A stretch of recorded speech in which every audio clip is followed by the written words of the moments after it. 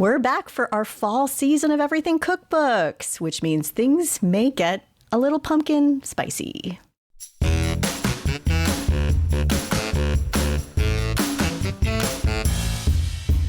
Welcome to Everything Cookbooks, the podcast for writers, readers, and cooks.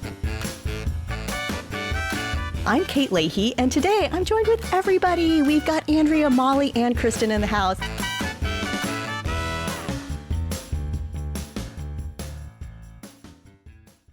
Hey, everyone. Hey. Hi, Kate. Episode 101. We are here to stay. So I wanted to open it up with talking about what fall means for cookbooks. Fall means a lot of things for a lot of people, but in the cookbook world, it is the biggest book launch time ever. Is fall bigger than ever? Bigger and earlier. Yeah. The onslaught started in August, it feels like. Yes. I don't know, you guys. I feel like books are coming out year round. Mm-hmm. I mean, the only time when there seems to be a brief respite is January. But then it's all the like New Year, New You, healthy books, you know? Yeah, I know. So it's just nonstop now. I feel like they pop up, there are new releases like mushrooms popping up. It's almost like real estate. I feel like real estate market used to feel like you had these distinctive seasons. And now I've heard agents say, nope, you can sell year round now. But does fall still matter? Maybe not all publishers. I'd love, if you're a publisher and you're listening to this, please, DM us and tell us your take. But like what I see, I still feel like they sometimes reserve the big books for later in the year. And I'm not sure. Maybe, that's the old style of way of doing it. Is that still happening? It feels that way. It feels that way. Yeah. And we talk to booksellers and they do still say that, the holidays, the winter holidays, they move more books than any other time. So, there's a logic to it, right? Yeah. Yeah. Gift giving season. Right. Cookbooks are often sold as gifts or bought as gifts. Yeah. But then you also, if you're a spring release, you have several months to build up momentum so people remember you in the holiday shopping season. So I don't know. There's like pluses and minuses, I guess. Now, Andrea, you've had books that have been spring release and fall release, right? Yeah, mostly like my first book back in 2006, Into the Vietnamese Kitchen, was like late August, early September release. Mm-hmm. But again, I didn't know anything about that. I was just like, hey, time to release a book. But that's still, I guess, like a relatively long runway, you guys, into the holiday season. Yeah, right. But spring releases have worked for me because, honestly, with Asian topics, like people are always looking for things that have to do with Lunar New Year, even though like I don't write that much about Lunar New Year. But for a long time, it was like, hey, that's a great time. But nowadays, I think that with May being Asian Pacific American Heritage Month, that it's also like a nice time for spring books that have Asian as a topic. But that's not necessarily the case anymore, you guys. Yeah. And all the, the roundups that newspapers and magazines do, or bloggers or newsletter creators, the year-round roundups, or the fall books will be fresher in your mind, maybe. I don't know. Just feels like it gets more attention in the fall, but it's also, there are more books. Right. So. And less space in a bookstore to show off your book. True. If you're coming out in the fall, I remember going back to that Matt Sartwell episode. If you haven't listened to it, do go back and listen to it. I think it's episode 52. He talks about books have a relatively short lifespan of when they're cover out. The rest of the time, you're looking at a book from its spine. And then sometimes you get a season where you have 5 pie books that come out all at once. And then as a bookstore owner, people have to grapple with, well, do I carry all 5 pie books? Do I have to choose? And I have a feeling a pie book would be something you'd want out in fall. So it gets a little tricky. And that's just sometimes bad luck. If you're planning your book, 3-4 years ahead, you're not going to know that all these other people are going to come out with a pie book the same season. Yeah. Totally. It's like crapshoot. they all see the same trend, right? Publishers, right. And they're like, this is a lasting trend. Let's get our pie book. And then next thing you know. Right. There's no like rhyme or reason. There's good and bad for any time your book comes out. I would say, what about for people who it's their first book, or maybe it's their second book, but there's something about a book coming out in the world for the first time. There's a lot of like, say, pre-publication anxiety that can build up. I don't think it's something that I've thought about enough for my own work, like what to do, if there's any strategies to kind of like, because you always have all the pressure of like, oh, are you posting enough on social media? Are you talking about your book enough? Are you organizing enough things for You're your getting book. the pre-orders. Yeah. But like, what Right. about your emotional well-being? Like, do you all have like suggestions of things that, say, authors out there, if they're in this sort of like, fall cookbook release season, things that might help? If people do have the time to just start getting prepped really early with pitching and reaching out to everybody. And somebody gave advice in, I think, episode 100 that was like, clear your day, the day of Right. publication. Paula Forbes, right? Such a smart one. Yeah. I thought that was great. Don't you feel like there has to be almost like a little bit of like detachment from the results or something? It's like you do your best and Yeah, in that conversation, we said, you clear your week, but if we're talking about like emotional preparing yourself,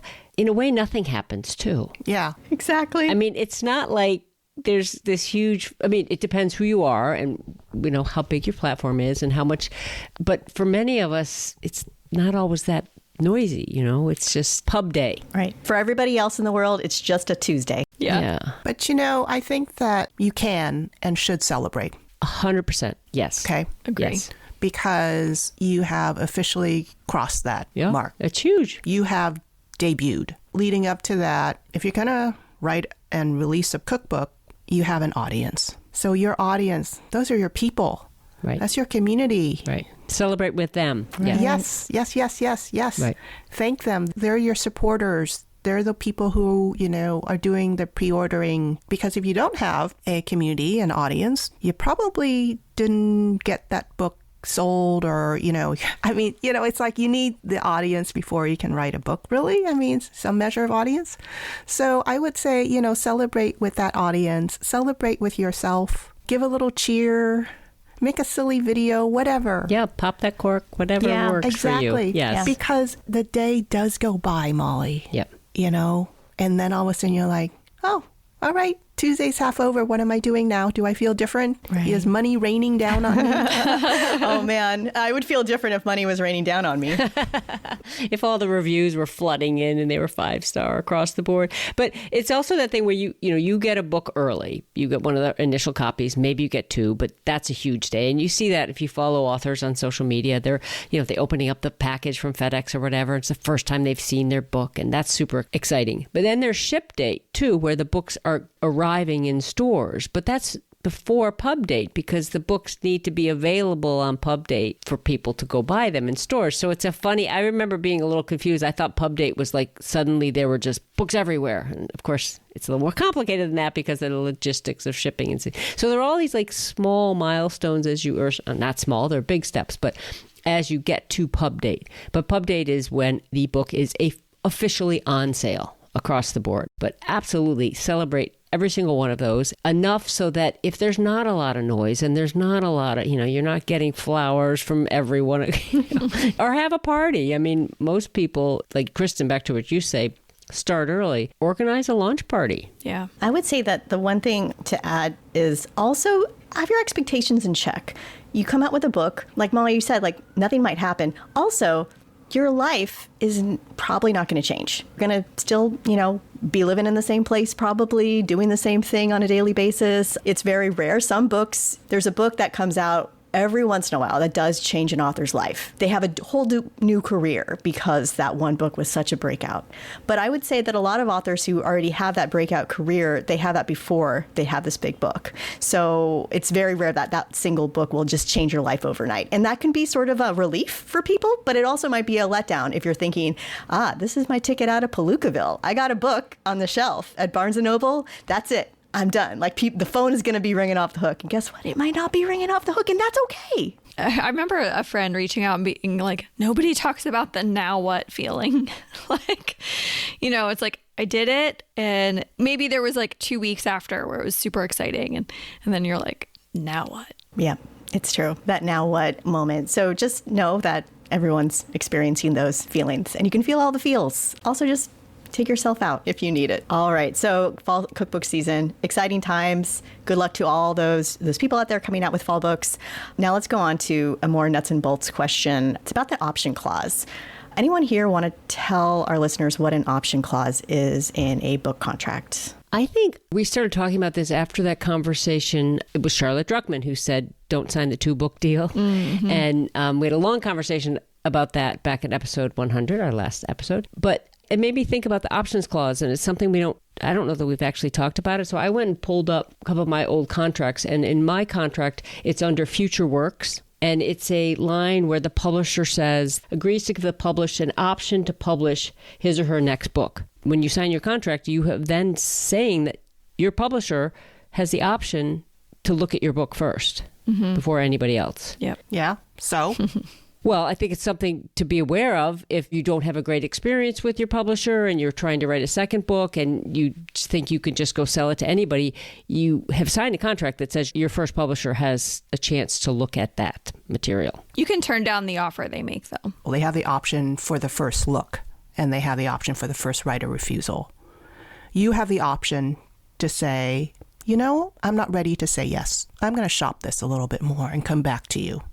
So you have the option to say maybe. You have the option to say yes. You have the option to say no. Right. And it's just something that I think it's worth mentioning that it's in most contracts. So you don't, obviously your agent will know this, hopefully. But the other thing that I thought was interesting is when the contract initially came from my publisher, it said that the publisher has the right to look at my next book. We crossed that out and said my next cookbook. Right. Because what if I decided to write something else? Exactly. And then they said they had 60 days to make an offer. We changed that to 30 days. Just sort of pointing out that you negotiate on these things. Oh, the other thing that the contract said is that you had to show them the full manuscript. And we're like, no. Crossed that out and said proposal and outline. Oh, cool. Yeah. Yeah. Right. And that's why when you get that first draft of a contract, it's not final at that point. Looking at that option clause, like Molly, those are great suggestions of like, how do we shrink the expectations or the burdens that an author would have to fulfill? All these kinds of things that make it just a little friendlier for the author. Yeah, friendlier and fair. Fair. Right. That's a better word. Right. When you're reading a contract, and most authors have to say this, but they're not going to read the contract. But a contract's there to protect both sides of the negotiations, or all sides of the negotiations. As someone who's doing legal stuff, you're always like doing what ifs.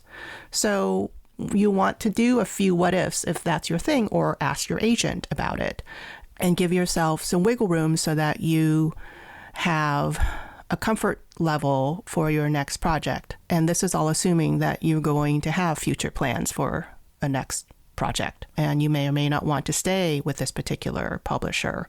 But, there's power in that. That option clause is not there to lock you in. Right. Just on a little aside on the option clause note, this is more about a non-compete clause, especially if you're a cookbook collaborator. All of us at some point have dabbled in collaboration. Sometimes a little non-compete clause gets snuck into the collaborator agreement. And I had one early on in my career that said that I was not permitted to write another California-based restaurant cookbook or another Italian cookbook for like my entire career. Oh my gosh, that's ridiculous. Wow. Whoa. That was the non-compete clause. I wasn't working with an agent. I had an uncle look at the contract, and he was basically like, no, this is terrible. Why did they even try? So that's the thing, even if people, these are nice people, whatnot, but they're the lawyers are going through their rigmarole. So be smart. Read your contract. I did not sign that, by the way.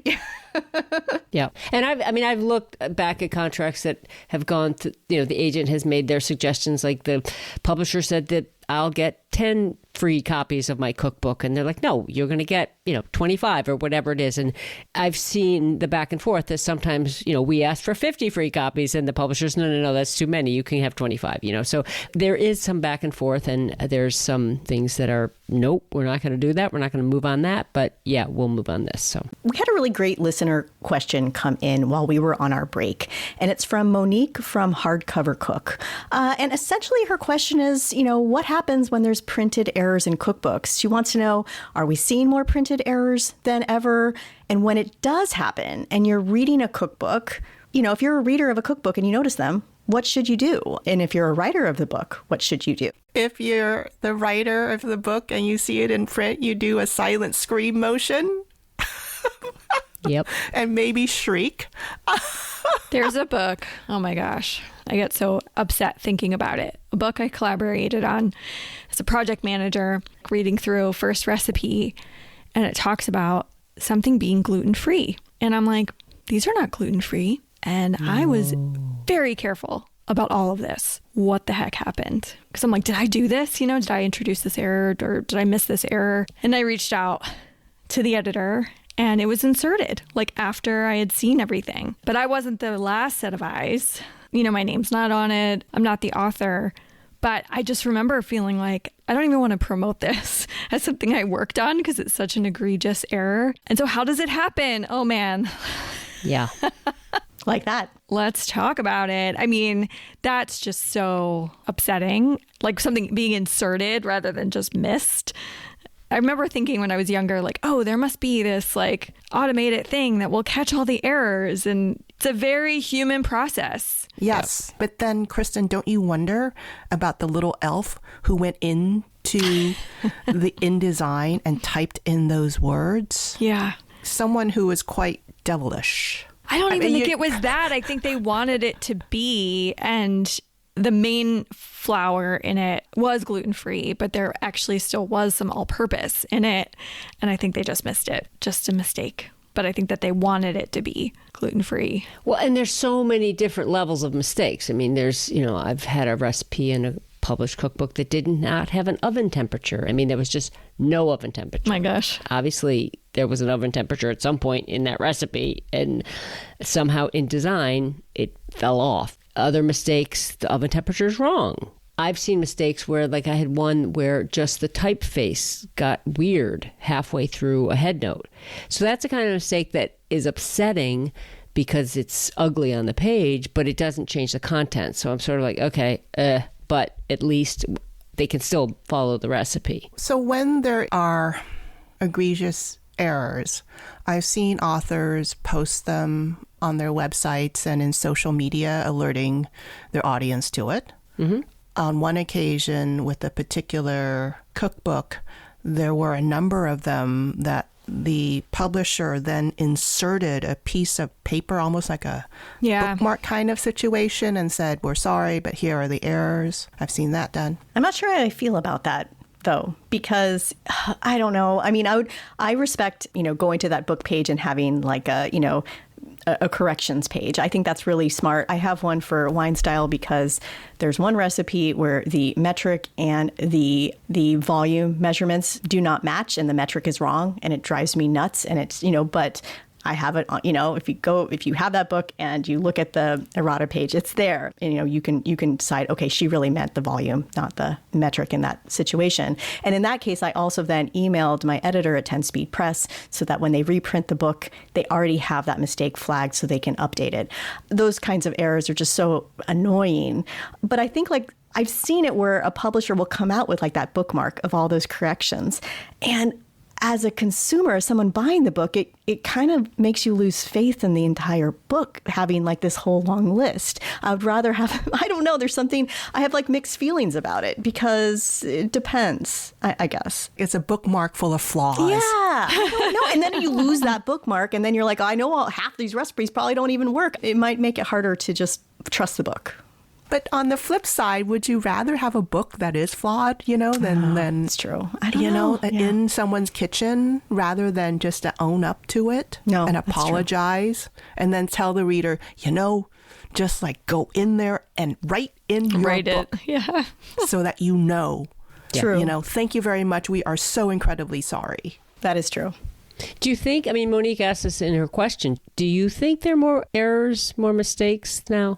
I wonder about that, Molly. Sometimes I open up a book and oddly, it just opens up to something I start reading and I'm like, that's not right. That's just wrong. That's a really hard thing to quantify, whether there's more than ever. It's like, I guess there's things we know for sure, which is like a lot of editors are overstretched and underpaid. Copy editors underpaid. So there's a chance that there's more than ever, with those two factors. I mean, I do think a lot of people put a lot of care into the work. So yeah, it's just hard. It's such a human process. Yeah. Yeah. It's like, it could also be all right in the manuscript. And as you talked about, as it gets flowed into the design and things are maybe like trimmed for fit, something can happen and it's not caught.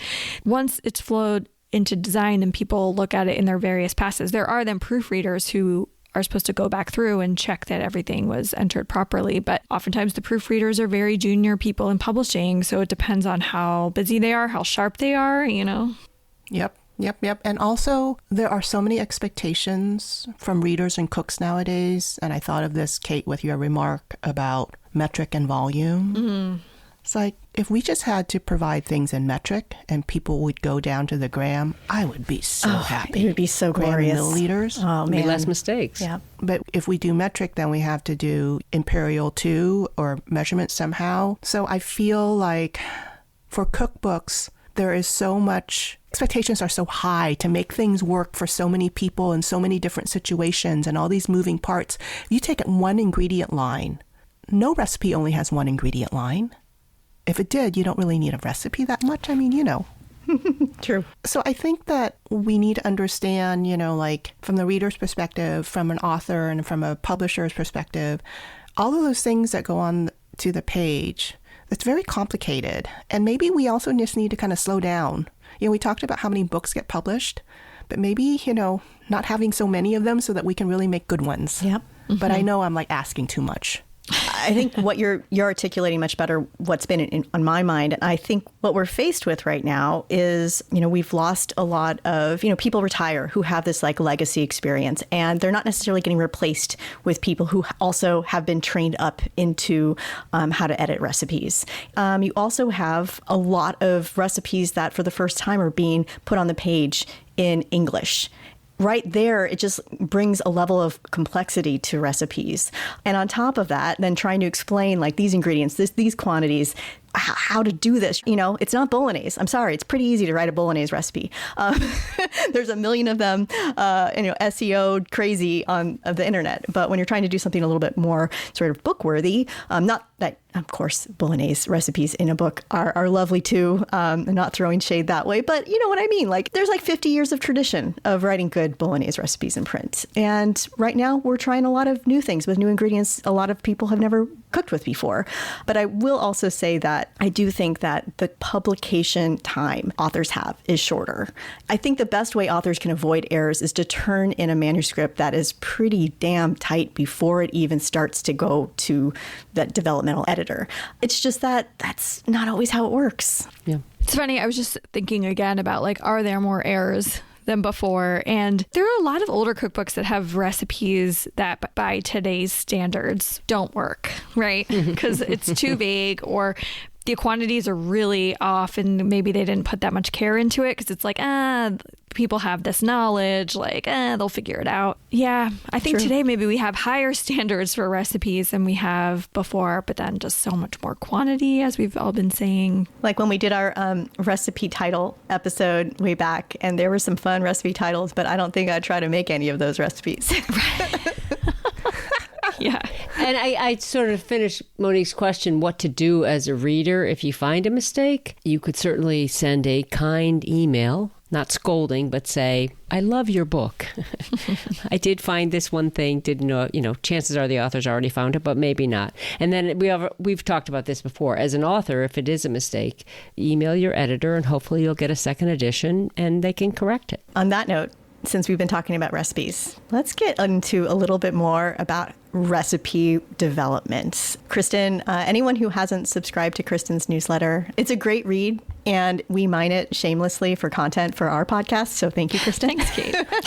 Thanks, Every Kristin. Sunday morning in your inbox. Right, Sunday morning in your inbox. And a few weeks ago, you put in a couple of pieces that were up on Substack that talked about recipe writing and development. So I want to hear from you, like what stood out, like when you saw these? I mean, I liked reading about recipe development and nerding out on it. And there were two very specific pieces that did that, but in different ways. And they were just different takes I hadn't heard before. So one was from Martin Sorge, friend of the podcast. He wrote a piece called The Science and Art of Recipe Development as part of his Cookbook Chronicle series. He's writing a cookbook about baking, but he focused on developing for baking. And it's just, I've done recipe development for baking. I know we all have, but I've never done a full baking book. It was just a cool glimpse into it. And when I was reading it, I was like, oh, right. You cannot adjust as you go in the same way that you can with cooking. And most of the time you have to wait until something's cool. So your time to develop something, test it, and then potentially retest is just a long time. So I just found it to be fascinating and a good read. Was there anything in particular you liked from that one? The way he broke it down, like I think it was started with vision, hypothesizing Hypothesis the recipe, which I think is a great term. Yeah. And it's before he even starts to work on the recipe. Maybe that was the vision part. There were two separate, like he really divided it up. But I thought that was really interesting. And I love that you mentioned the baking times, because something that he articulated that I've often thought, like I'm working on, say maybe it's a cake, but maybe it's a casserole, or maybe it's a roast chicken. I could roast it at 350 and it would take this long. I could roast it at 375, it would take this long. I could roast it at 4.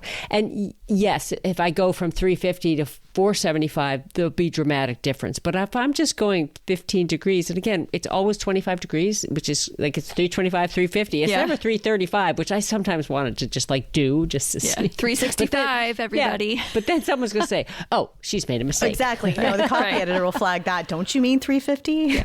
But it's funny because it's one of the things, and it doesn't matter is what I really want to say. Both are fine. And that will get us into our next essay we're talking about. Oh my gosh, this was great. So Joy Manning is a writer in Philadelphia, cookbook author. She's an old friend of mine too, but she wrote a piece called If Desired, and it was just about that term in recipe writing. We use it all the time. If desired. And a lot of times it's actually stylistically required. If you put in an ingredient as optional in the method, you're supposed to add the parsley if desired. But she just turned it into this really great sort of like treatise about tapping into her own desire and whether or not she is in touch with those things, and when she does get in touch with them, her like inner monologue. And it was just such a fun, well-written piece that also made me think again about some of these like things we write in recipes that it can be a little bit flippant. Mm-hmm. Right. I mean, the way that you quote it in your newsletter, that was in her newsletter, to get meta for a second. Joy writes, "Hey, a minute ago, you told me it was optional. Now you seem to be asking me if I want it. Of course I want it. How dare you make me feel this cheese desire I have been trying to squash for 7 years is optional." She was talking about is Parmesan. Like there was a recipe like add Parmesan if desired. And all of a sudden she's vegan. So she's like, wait, maybe I do desire that, but I didn't know I desired that until you put that word in there. So we'll link to both pieces in our show notes so you can take a look. But they're just really smart and completely different ways to look at it. She also acknowledges why ingredients become optional. Sometimes like the food stylist takes liberty. So maybe it wasn't in your original recipe and then you have to add it into the, and that's where it becomes optional.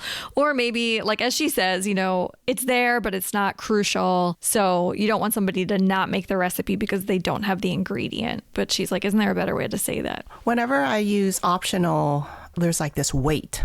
Right? It's like, is that really necessary? Because I always feel like, oh my God, I'm trying to make my recipes accessible or this recipe accessible because I really want people to make it. So I'm like paring it down to the essential ingredients. And in a current Thai cookbook collaboration that I'm doing, there's like so many ingredients involved.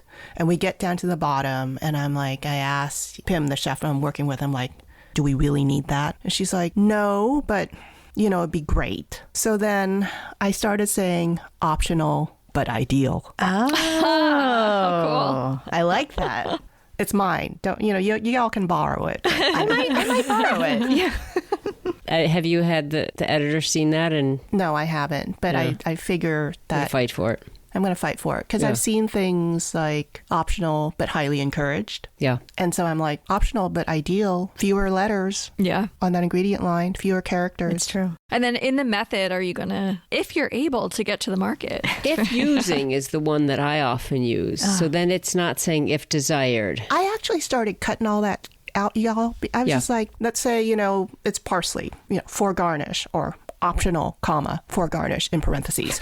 And as you get down to the end, you're like, garnish with parsley. And if they don't have it, they're not going to do it. When I was at Food and Wine, I think that was our style, actually. Even if an ingredient was optional, we didn't address it in the method. It was kind of It's like all of a sudden when you're reading and proofreading, you're like, God damn it, so many of like if desired or if using. I have been cooking side by side with people who are following it word for word, and they've done their organization, their mise en place, whatever. They've got everything ready and they're following along, and it says now add the Parmesan, and they're like, "What? I don't have any Parmesan." And then they have to go back to the ingredient list. It says optional there. So I'm not in favor of one way or the other, but I do understand why people put the if using, if desired in the method, so you don't have this moment of like, oh shit, I forgot that. Interesting. I'm just going back to the word desired. Do you think that the word desired came about because people were using optional and they just wanted another word to use? They're like, oh, maybe they used optional earlier in the recipe and now they're going to use if desired. Is that?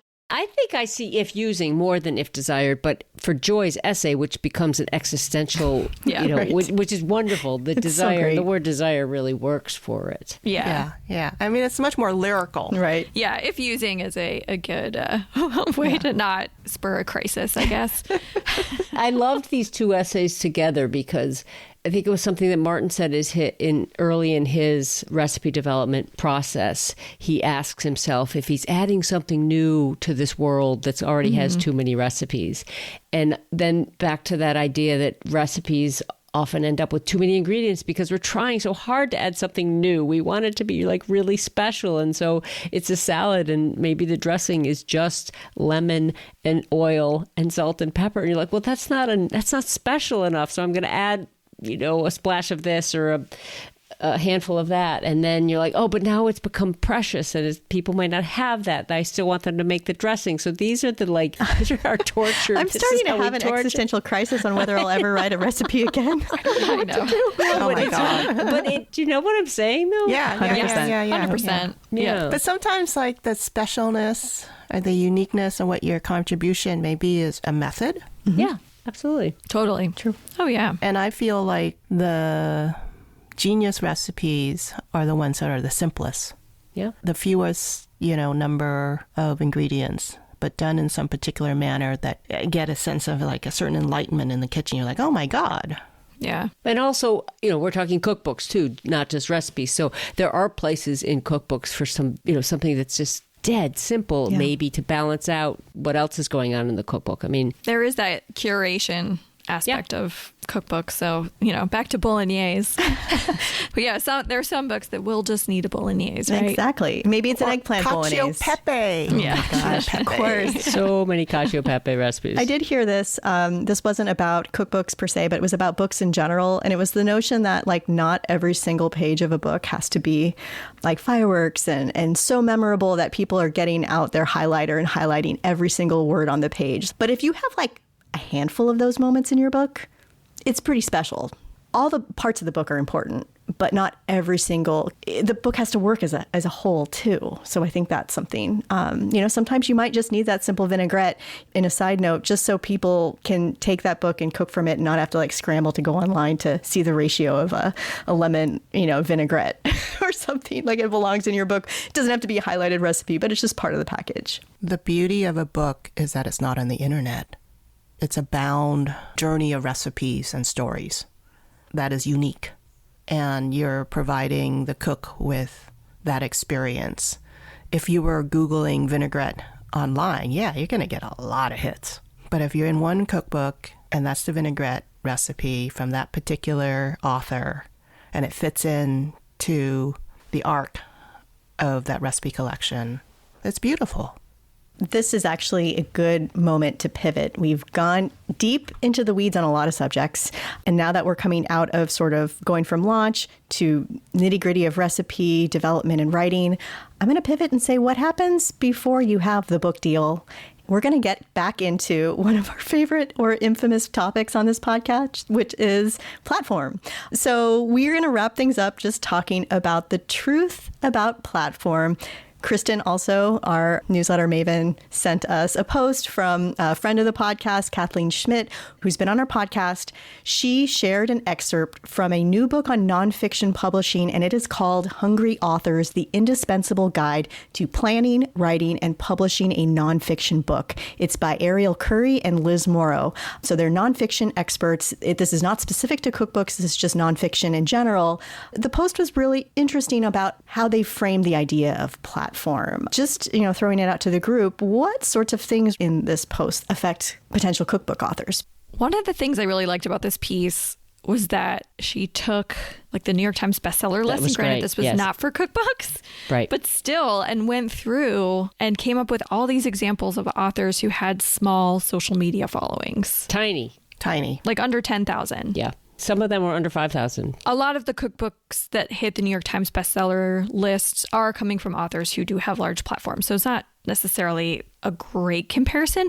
Like I'm always telling people, like, look for the examples that are not within the norm or what people tell you, because there are books from authors who don't necessarily have a large platform, but they hit on an idea in the zeitgeist, and that book sells really well. That's what I liked about the piece. I loved how methodical it was. And I was like, oh, I feel like I want to do this for cookbooks. And there's books that like sell really well right up front, but then there's those like books that sell for years and years. And there's got to be something interesting to mine there. Yeah, I mean, I think that the idea to begin with needs to be solid. And what I liked about the piece is that they ran through the numbers and you're like, oh my God, they don't have at least 50,000 followers on Instagram and 5 jillion on TikTok. You know, it's like not every author has those sorts of numbers, but an author that's published has a good idea, something that sells, that's marketable. And yes, nonfiction is different. Cookbooks are nonfiction, right? But, you know, we're not applying the same ideas. But nevertheless, I think that it gives us hope for having, you know, more cookbook authors in the space that aren't necessarily going to be the people with huge followings, because there aren't that many of them. I mean, it feels like there's more and more, but then I do feel like the depth of expertise sometimes is missing from some people who have very large followings. What I thought was so helpful or interesting about this article was the different definitions of platform, because, you know, we say platform and immediately, I mean, I know I immediately think of social media followers or something, but the article, the authors went deep on like the various things that you may have, whether it's email mailing list, whether it's audiences who attend your lectures. And Andrea used the word expertise. And in nonfiction, if you're writing, assuming you're writing from a place of expertise, you have an expertise in a field and you are writing a book about that. That is your platform. Are you a teacher? Are you a lecturer? Are you an author? You know, where have you been sharing this expertise to dig into that? I thought that was a really helpful thing. And there was also a part of the article where they talked about where to look for ideas that I thought was very interesting. And I'll have to go back and read it to remember that, but I'm just recommending the article. It had some helpful tips on that as well. And if you plan to write a memoir, it also had thoughts on that. In looking at these numbers, they found that actually, yes, there's celebrity memoirs, but best-selling memoirs outside of the celebrity realm, some of them had really small followings. So I think that this article kind of breaks it down. It did say that when you're doing sort of more prescriptive nonfiction, like a cookbook would be considered, a platform is more important to sell your book. But it also talked about, you know, there's different expectations depending if it's a big 5 publisher.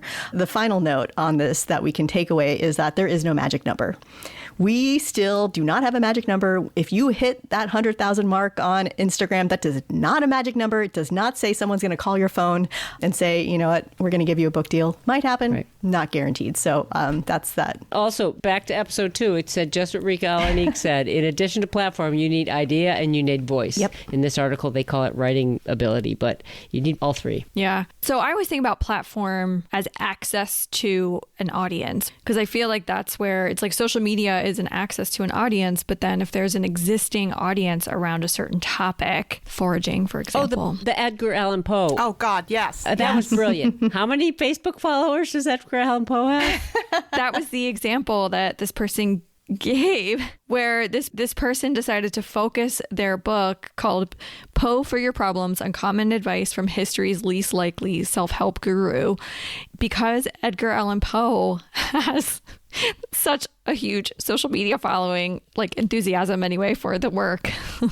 She was able to access that audience. Genius. Brilliant. So there's some ideas within the piece. There might be a paywall on Kathleen's newsletter, but you know, if you're super interested in publishing, I think it's worth paying for. Pay Kathleen a little bit. Yes. You know? Or get the book and go even deeper into nonfiction publishing. Yeah, we'll put the book up in our bookshop. But so, an Edgar Allan Poe cookbook, guys. Oh my Oh my God. gosh.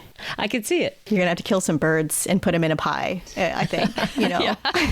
Do you think it exists already? No, I don't know. I'm like, let's check it out. Yeah, I know. We're onto something. So one thing in that post, things you might not consider a platform that are part of a platform are your email, newsletter list, your website, viewership, any users to your website, any organizations you're a part of that serve your audience, other influential people you are connected to. So Edgar Allan Poe, you know, they don't have to be alive, apparently. Speaking engagements and consulting businesses, articles you've written for both large and small publications online. All of that is part of that platform game. And it really doesn't matter what you're writing. All this is important. A publisher wants to see somebody who can sell books. And this all shows that you have access to people who potentially will buy your book. All right, so we're wrapping things up. I'm going to ask about pumpkin spice, yay or nay, but first I want to just see if there's any cookbook trends you're currently loving or wish would just go away. I think we're seeing more anniversary editions re-released. I guess I'm kind of loving that. You know, I'm all for the backlists. I love these books that have been around and continue to sell, and that they're getting attention from both the publisher and from new audiences. And this notion that a book that came out 10, 15, even 20 years ago might find a new audience, and that it tells me that people are just coming into adulthood now, or maybe learning to cook and getting excited, but from a book that might have been written a long time ago. That's a great trend. I'm really enjoying checking out like these new cookbooks for young cooks. Mm-hmm. I don't have a cat. I'm not a childless cat lady, but I do, love those books because they are culturally diverse. They tell interesting stories, and they're the kind of books that I wish when I was young I had them, because they speak to me and my interests. And I think that it bodes so well for people in our society in the future if more people know how to cook and cook a diversity of different kinds of flavors, of global flavors. So that's very exciting. And also I love all the illustrations in those books too. They're really fun. I mean, it's like bookmaking, that's like so not driven by the need to style everything perfectly. And it's more imaginative to me. So it's very exciting. I love it. I'm really liking that I'm seeing cookbooks that don't hide the fact that cooking is a lot of work and you have to do dishes. Bea Wilson, she nails that in The Secret of Cooking. And so does Amy Thielen in her book that came out last year. And we have interviews with both of those authors. And I mean, Amy has a whole essay on doing the dishes and on how expensive things are and how you really do need all the equipment. So I just kind of love that realistic look, pulling back the curtain of perfectionism and showing us how things really are in the kitchen. A book I'm really looking forward to this fall is Banchan by Caroline Cho. It's coming out from Chronicle, subtitled 60 Korean American Recipes for Delicious, Shareable Sides. I just really like Caroline's work. You talk about smaller platform from an Instagram point of view. She is somebody with a smaller platform, but who came with a really good single subject idea. I know it took her a while to find the publisher, but it's a great little book. And my family loves Korean food, so I'm very much looking forward to digging into it. I'll have to get a copy for sure. Same here. I'm really excited about The Chinese Way, Betty Du's new book. She's coming on the podcast later this fall. But Andrea, you mentioned illustrations, and she combines illustrations with photos that she's taken. But it's this really cool, she'll give you a traditional recipe, 3 traditional recipes using one method, and then more contemporary recipes using the same method. So it's this, it like teaches, but also gives you recipes that are very approachable, and it's like drop dead simple, but then you're like, why does this taste so good? Just things that real keepers. I'm very excited about that. Oh, that sounds cool. I know. We got a lot of good eating to do this fall, I think. But on the subject of eating, who here likes pumpkin spice? Do you hate it? Do you just you see Starbucks rolling out their signs in August and you're like, no, it's too soon? To be honest, that's not my kind of food. I've never had one. Me neither. I feel like my mouth just starts to automatically feel coated in sugar or something when I mean, I don't mind a pumpkin pie. Right. I hope it has appropriate spices in it. That's pumpkin spice, right? Yeah. Yeah. But there's something cloying, Kristin, just like what you said about this. I don't see pumpkin understand spice. it. Yeah. I don't either. I hope we don't get haters for this because... Well, actually, I'm curious if anyone loves pumpkin spice, let us know. When I see pumpkin spice things, I just know that it's, we're going to start seeing Halloween decorations soon or advertised. I saw Halloween in August. I saw Halloween candy. God. Yeah. That's where we're at. I will say, if anyone here has ever seen the Bojan Gourmet's website, she is a gluten-free blogger based in the Bay Area. She actually has a really lovely pumpkin spice mix. We'll link to the recipe, but I'll just quote her and we'll end the episode on this. She likes a more ginger-forward pumpkin pie spice, which keeps desserts tasting bright and peppy, and she adds turmeric to accentuate the golden hue of the baked good and add a little extra depth. She's a beautiful photographer, so you look at that and you think, I can kind of dabble in a little pumpkin spice, just a little sprinkle on something. A little turmeric in a pumpkin pie might be nice, too. I think so. Bring up the color. Yeah. Add a little black pepper in it, too, just to give it that little... Guys, that sounds like a masala blend to me. Yeah. Please do not send us your free pumpkin spice latte making kits. We're probably not the market for you. But thanks for listening as we wrap up episode 101. Basically, a grab bag of topics we've wanted to talk to you all about for a while. So thanks, everyone. Thanks for hosting, Kate. Thank you, Kate. Thank you for listening to Everything Cookbooks. For more episodes and ways to contact us, go to our website, everythingcookbooks.com. This show is available wherever you get your audio. If you haven't yet, leave us a review. We want to hit 100 reviews before the end of the year. Any book mentioned on the show can be found on our affiliate page at bookshop.org. Thanks, as always, to our editor, Abby Cirquitella. And until next time, keep on writing, reading, and cooking.